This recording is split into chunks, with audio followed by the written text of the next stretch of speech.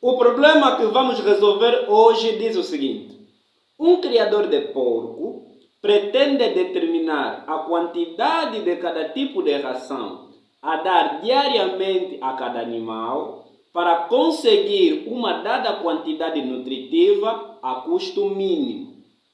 Os dados relativos ao custo de cada tipo de ração, as quantidades mínimas diárias de cada ingrediente nutritivo básico a fornecer a cada animal, bem como as quantidades destes existentes em cada tipo de ração, constam no quadro seguinte. Vamos desconstruir este problema, identificando os pontos mais importantes. Se olharmos novamente no problema, esses aspectos a vermelho são os elementos que devem nos chamar mais atenção. Por exemplo, o que ele pretende? Ele pretende determinar a quantidade.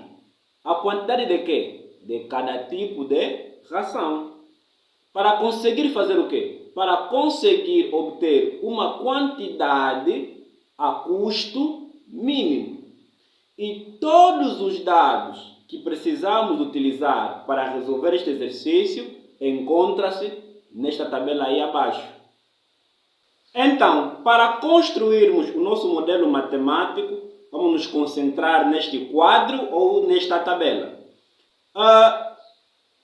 Primeiro elemento a identificar são as nossas variáveis de decisão, o granulado e a farinha. Logo, o granulado será a nossa variável x1 e a farinha será a nossa variável x2. O passo seguinte, vamos identificar a nossa função objetivo. Para identificar a função objetivo, devemos dar conta que a nossa intenção é minimizar o custo da combinação dos ingredientes. E se viermos aqui na tabela, o custo está sendo referido aqui na última linha, onde tem para granulado 10 e para farinha 5. É só se concentrar na última linha da tabela. Logo que temos é o seguinte: como é para minimizar, então nosso problema é de minimização. Vai ser então 10 do primeiro elemento do primeiro ingrediente, que é o nosso x1. Então vai ficar 10x1. Mais 5 de farinha, que nesse caso será o 5x2. E assim temos então a nossa função objetivo. O próximo passo é encontrar as restrições. As restrições vão ser aquilo que nós temos disponíveis para combinar de formas a resolver o nosso problema.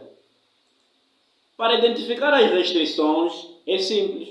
É só verificarmos cada elemento que deve ser combinado. Neste caso temos os hidratos de carbono. Então nós temos uma quantidade de hidrato de carbono a usar para obter o granulado. E temos uma quantidade de hidrato de carbono a combinar para termos a farinha. Também temos a segunda restrição, as vitaminas a serem utilizadas. E a última restrição são as proteínas a serem utilizadas. Logo, para montarmos a nossa inequação das restrições, é só vermos.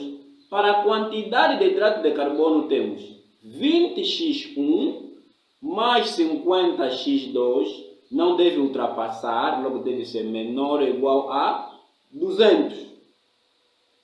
A segunda restrição, que é relativa às vitaminas, temos então 50x1 mais 10x2, não deve ultrapassar o 150, que ficaria então menor ou igual a 150.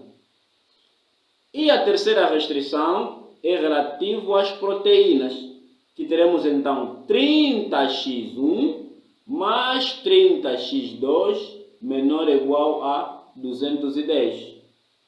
Em forma descrita de modelo matemático, teríamos então 20x1 mais 50x2 menor ou igual a 200 para a linha do hidrato de carbono e, subsequentemente, as outras linhas.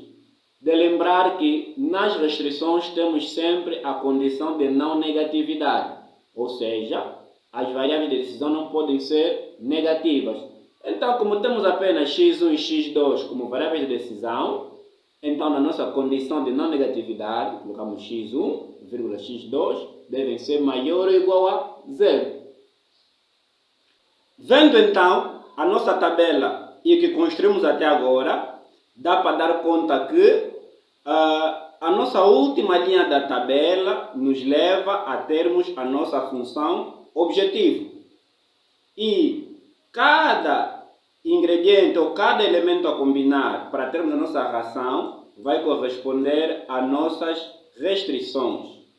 E por termos a regra que diz que as variáveis de decisão não podem conter números negativos, então temos no final a nossa condição de não negatividade. E assim temos então resolvido o nosso problema, onde construímos o nosso modelo matemático que corresponde a minimizar 10x1 mais 5x2 para custo diário, sujeito a estas restrições, respeitando a nossa condição de não negatividade.